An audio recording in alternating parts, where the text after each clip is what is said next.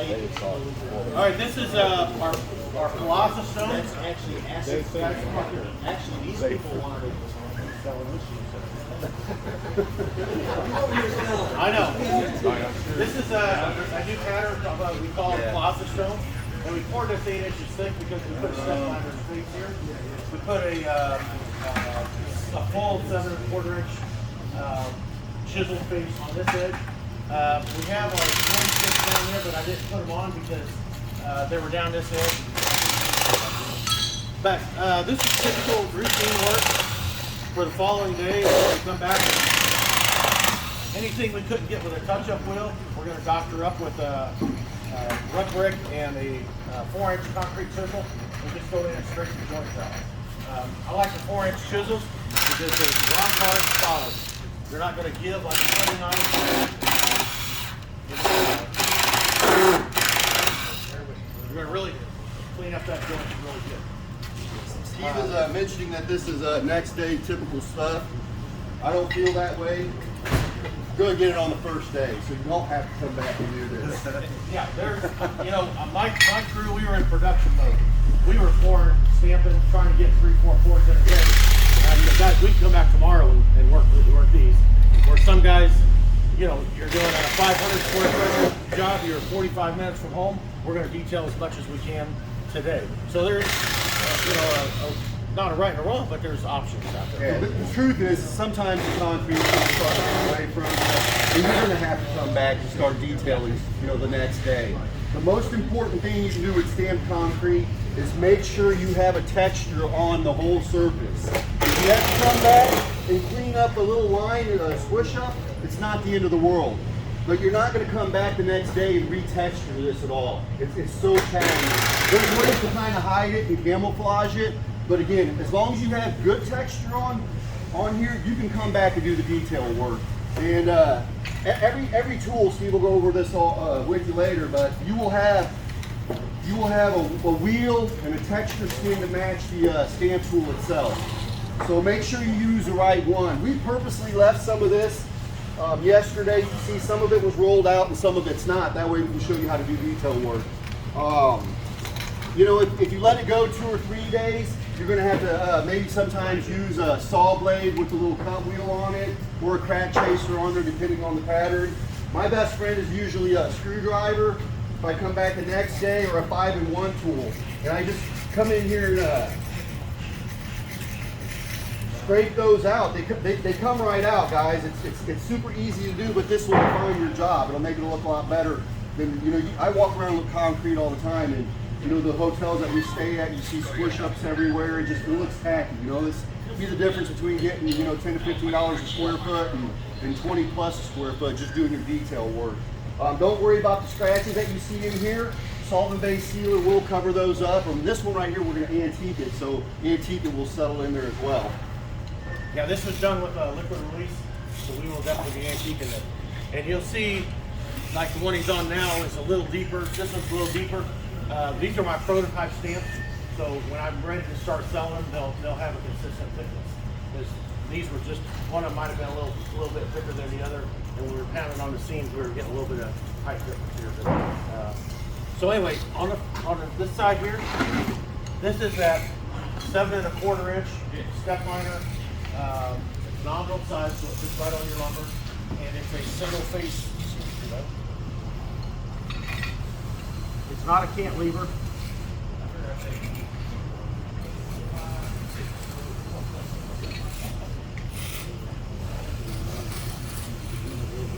How much oil did you put on that before you pour it? Well, I don't think it's so much the oil. Well, it's the relief that goes back underneath of it. But you don't oil them, right? I did. You did? We use liquid release, and really you want to use a form oil. Yeah, you want to use a form oil on here. Yeah, there we go. Look at that. We don't carry form oil. You don't want. I don't like using liquid release on these guys because, especially if you're out in the field and it's hot out, liquid release will evaporate a lot faster. Yeah. So you want a true form oil for these guys right here.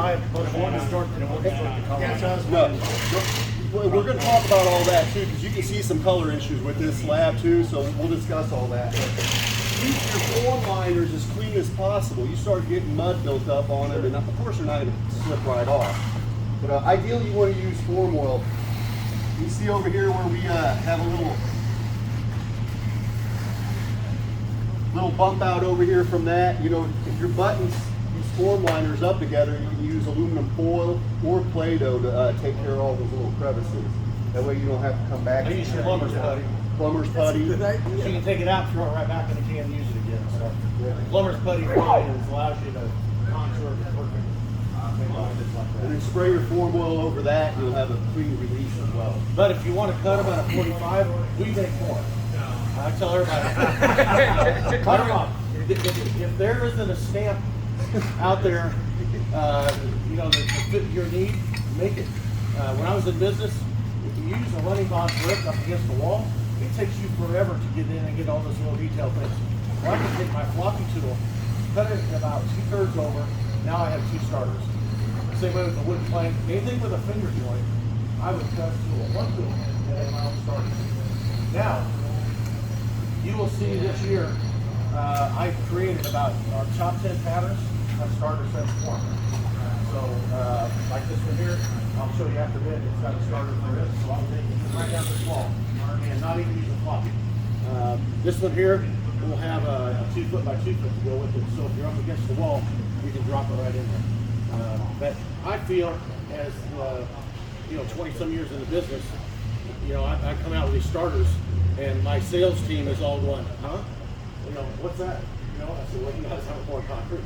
But anytime you can cut a stamp to save you 5 or 10 minutes on a job, I mean, concrete you calculate in minutes by the time you pour it to the time it gets hard. And if you can save 10, 15 minutes on a job, you're going to get a better stamp from start to finish. Okay, this is the same step liner as we have behind you over here. This is one of the first things I started on when they gave me this position. They wanted a cantilever step liner. So, not having ever used one before or made one before, I've probably been working on this for about a year too. It is not easy to make this, because every time I make it, I'm going, well, I should change that. I should make that better. So what I did on this one is I made a 7 1/8 inch tall, not 7 1/4. So when you're putting these on your forms, you got to, I want you to be able to run your mag underneath them, so it doesn't leave that line in the back there. You got to fill in, scrub in. Once you get your mag in there, the next time you put your finish trowel in there, it's a lot thinner. But you should have a really nice, clean edge when you strip that form. The other thing I did was this bevel right here, it comes back. I put it at a 10-degree bevel. So when we stripped those yesterday, Mark was able to take one finger, start that step liner, come out, and it fell right out. It didn't chip, it didn't throw out any chunks, it didn't grab on anything, so it releases really, really easy. Now this is sitting here for 24 hours. It's probably not going to just jump out, and it should come out relatively easy. Look at that. Boom. So with this bevel right here, that 10-degree bevel, there's no resistance to hold that thing in. And then the other thing was we put these spacers in the back to lighten the weight. Our competitor has one, it's about 22 pounds. I was able to get this down to 18 pounds.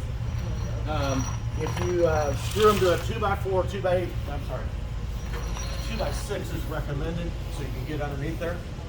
We've got screw points. These thickened edges right here. You can run your screws right into it, and you won't go through the case. You can run 3 inches in there, and it's not going to hurt a thing. And it's also one right here at 4 foot. So if you guys are doing 4-foot steps, put this on your miter box, measure from both ends, and get center, and just cut this thing in half, and you'll have a 4-foot line. Now, these are coming in a little short. This rubber, when you pour 8 foot long, shrinks. So if these things are sitting out in the sun, they may be 8 foot, maybe 8 foot, 1/2 inch. You get them in cold, they're maybe a 1/2 inch short. So I could not believe how much shrinkage and swelling is in the temperature. But anyway, I'm pretty happy with the way that step liner came out.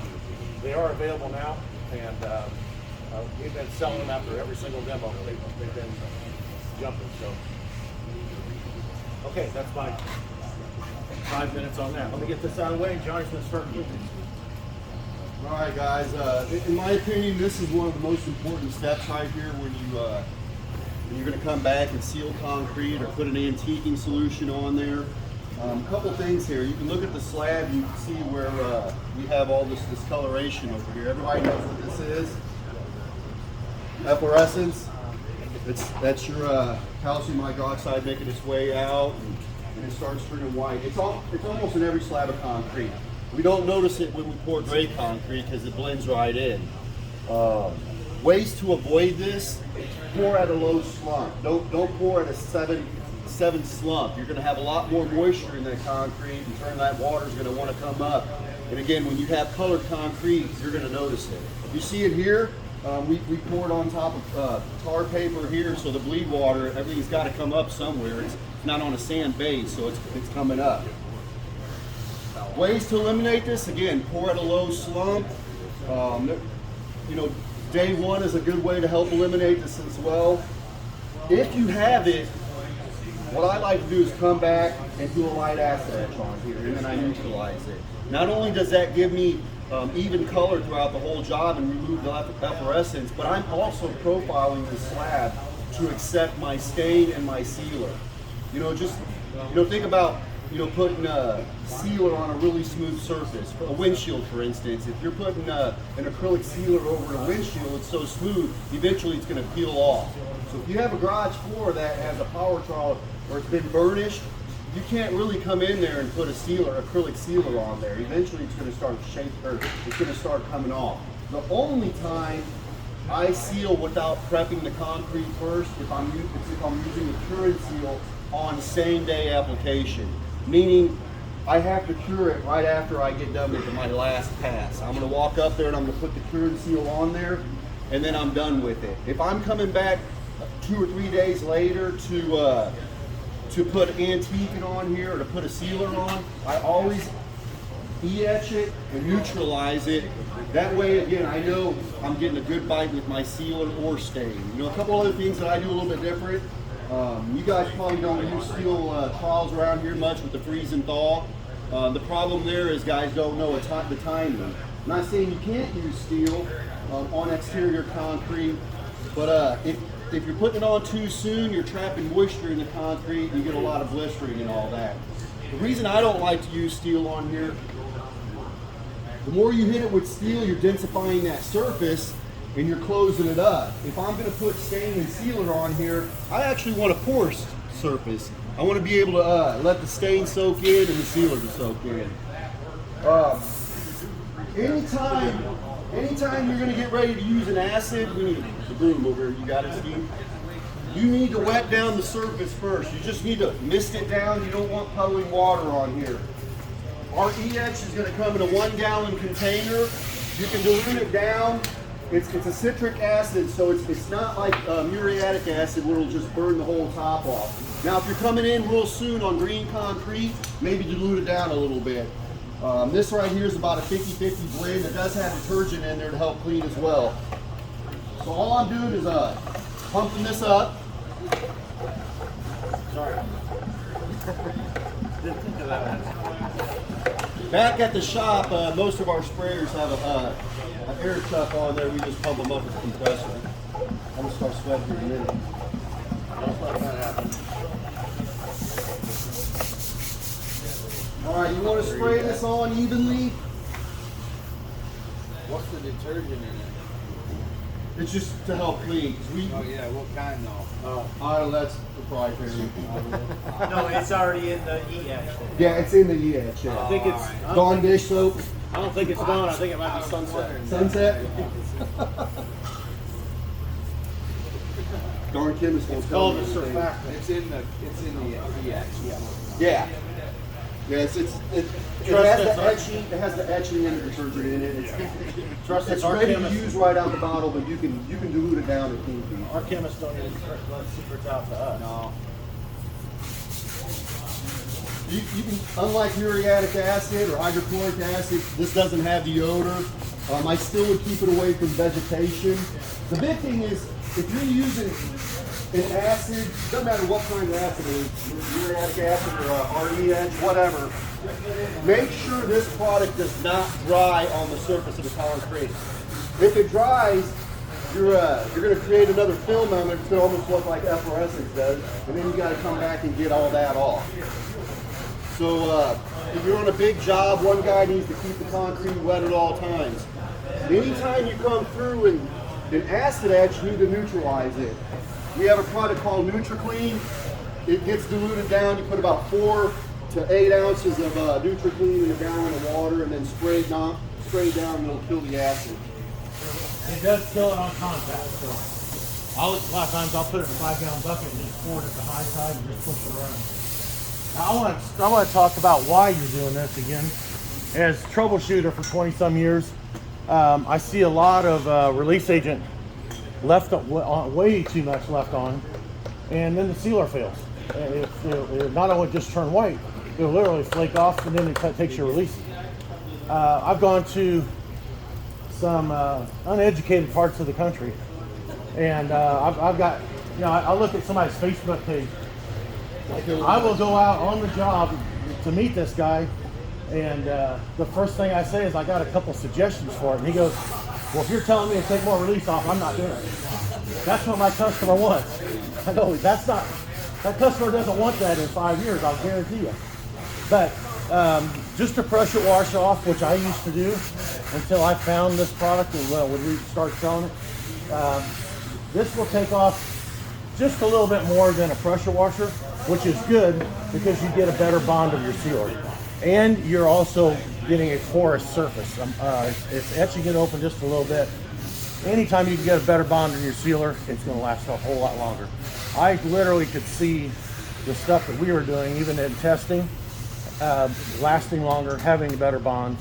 And anytime I do a side job, which is rare, I always acid etch now, and I promote it 100% on every stamp job. Well, I noticed you take all the E-etch off, that neutralize it E-etch, so you don't have to completely clean the surface off first. No. Then, so But it's if you got a neutralized pressure washer, it's not going to hurt. If you got a pressure washer, just to blow it off and then have somebody behind you pour it out. But no, the NutriClean will neutralize on contact. Now, if I was doing a basement floor, I would go ahead and clean it, vacuum it, and then use the NutriClean. Gotcha. Get most of it off. Just get the most Yeah. of it off. Outside it all runs off. And we haven't talked about interior work much, but if you did an interior job, never take a mop and bucket in the basement. Always go get a good shop vac, and you shop vac up your spoils. Don't say, well, I'm gonna push it to a drain. You'll leave a film on that floor that your sealer will debond. You can't clean with a mop and bucket. No. When I was contracting, I did a lot of basements. I had a walk behind floor machine that you could get in the basement. That was my best friend. A couple things I want to point out here. We did use, Steve mentioned liquid release on here. When you're using liquid release, if you guys are renting stamps, or if you have your own or whatever, make sure that they're super clean if you don't want transfer over. So you can see some of the dark spots over here. This was a powder release that didn't get completely moved off the stamp. I'm not worried about it. We're going to put an anti-pigment solution on here, but this can be a big problem if you don't notice it. So clean your stamps off really good. E-etch does a great job of cleaning the powder release off the stamps as well. Those things are expensive, so you got to take care of them. Keep them clean. But if you would have just cleaned them, you probably wouldn't have had this transfer on here. I could probably get that out if I tried. I'm not going to cover it up, so I'm not worried about it. Next step here is just to blow this off. We'll probably put some stain and antique on it throughout the day today.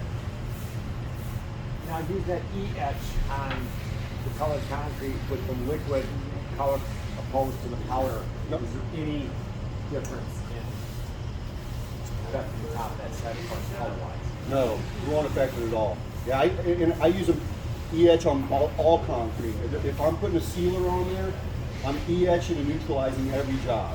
Doesn't matter if it's powdered concrete or powder release that I use.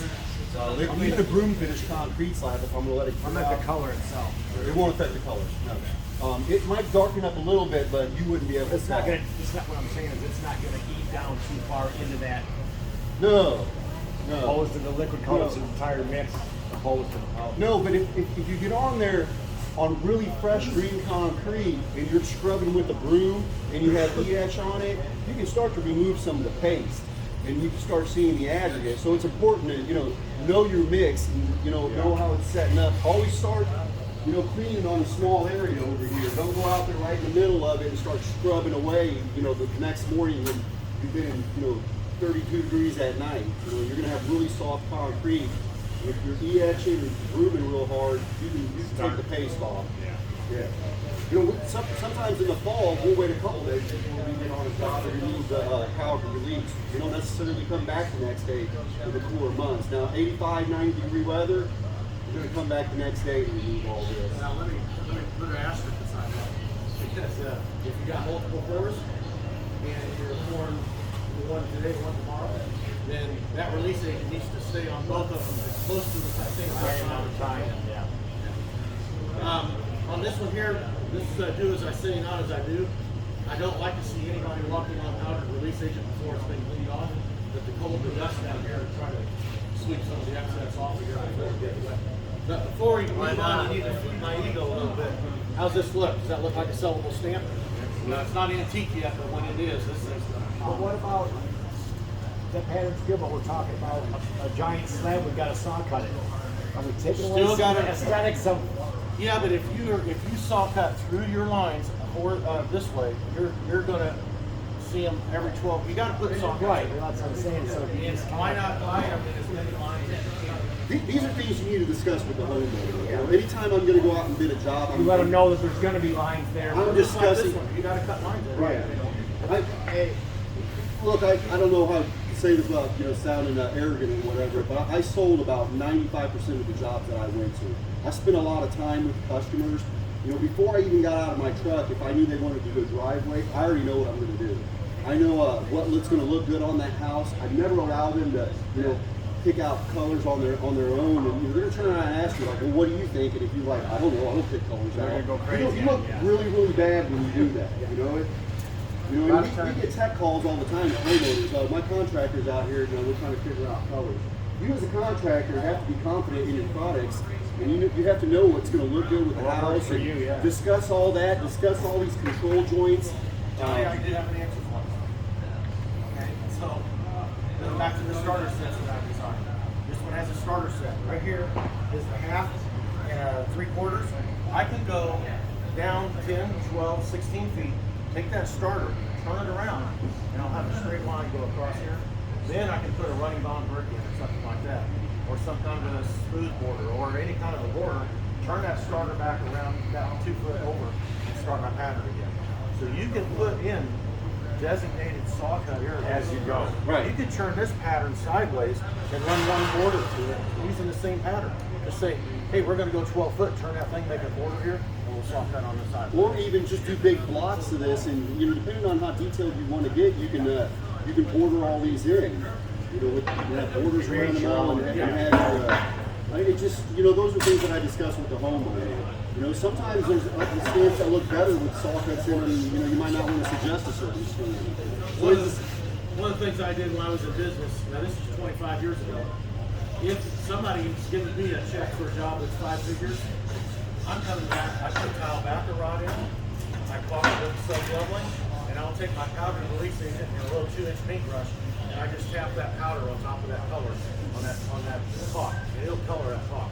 And those saw cuts will be about this. I didn't do it on every job, but the ones that were giving me lots of money, I'm coming to the house every morning for them, not my house. And we're going to trick that thing out. What's the reason for not walking on it? You said you like not to walk on it. If you have lugs on your shoes, this release agent is pressure sensitive material. I can throw it against this wall and it'll wash right off. The first guy that does this, you're going to be over here scrubbing. So you have on a pressure sensitive material with lugs on your boots, it's fits in here, even the next day. I had the first job that I had that issue with was I poured a 2-car driveway stamp, half and half, and my walk behind saw was in their garage. I come back the next day, I had to get going, drove that, walked it down the driveway, that thing still has 2 black lines now. Now, a good contractor would have done something about that. Yeah. And I already had my check. We're going to show you ways to hide and camouflage imperfections. Is there any way to bring that line down? pull the day up and take a chisel right there or a roller and bring it down. Today you can. I could cut it. I could cut it. So, yeah. You know, sometimes I'll finish one off. If you're coming back and putting control joints in here, we'll take a little grinder and just finish it off. Yeah. Yeah. And it looks awesome. I won't get you. You know, charge quarterly for stuff like that. I usually have some time. This is my favorite form line right here. That's the thing. Detail work is awesome. What was the salt right here?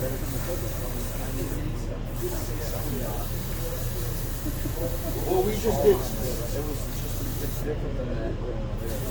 Well, we just butted up against a 2x4. Here, this is part of that form liner that was on there. Right, okay. So if I didn't want to see this and I'm out in the field, this is what we were talking about. You can take and put plumber's putty in there, Play-Doh, Okay, even aluminum foil. I got you. Fudge that gap right And there. you'll want to do that wherever these butt up against each other, and you just kind of tweak them around a little I bit. used a full one and a part one in the back. Yeah, okay. I wasn't gonna cut another one up. See how much puddling Steve has on here? Before you start acid etching, you just want to wet the surface down. You are going to dilute the acid down with a lot of water, so we want to make sure we get the majority of this off. Yeah, we just want to get this. For demonstration purposes, we're just going to go with this. And you don't want to spray this on standing water, it'll kill it. Now, if you're coming back, you're removing this release agent when it's still pretty green and wet and soft. You can take almost all of it off, guys. So again, always do a small test spot. The E-hatch isn't quite as aggressive as the Interatic acid. Right.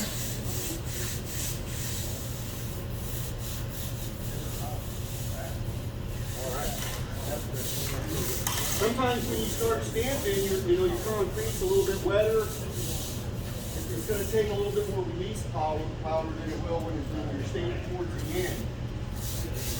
And also, once you guys get your sprayers loaded up like that, there's times where I'll put that inside a 5-gallon bucket and carry it around, because if you let acid run down your sprayer and it gets wet and you set it down on the slab, you're going to have a ring. So just be careful setting buckets out on jobs, no matter what it is.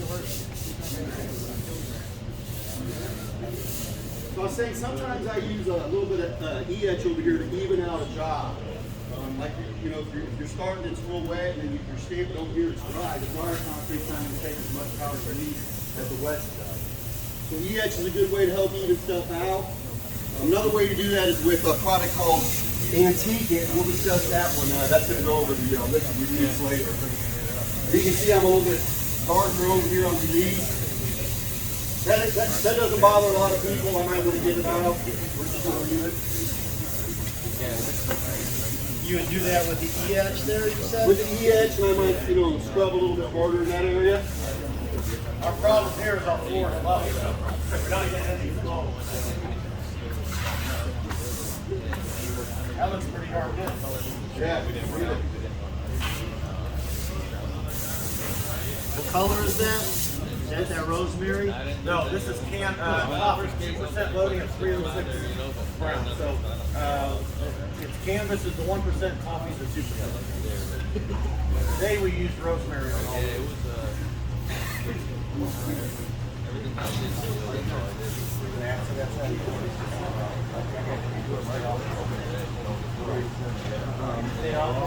Well, we don't want to have to get it wet again. We're going to put seal around it. So we want to make sure everything stays clean, and we want to go right to seal with that one.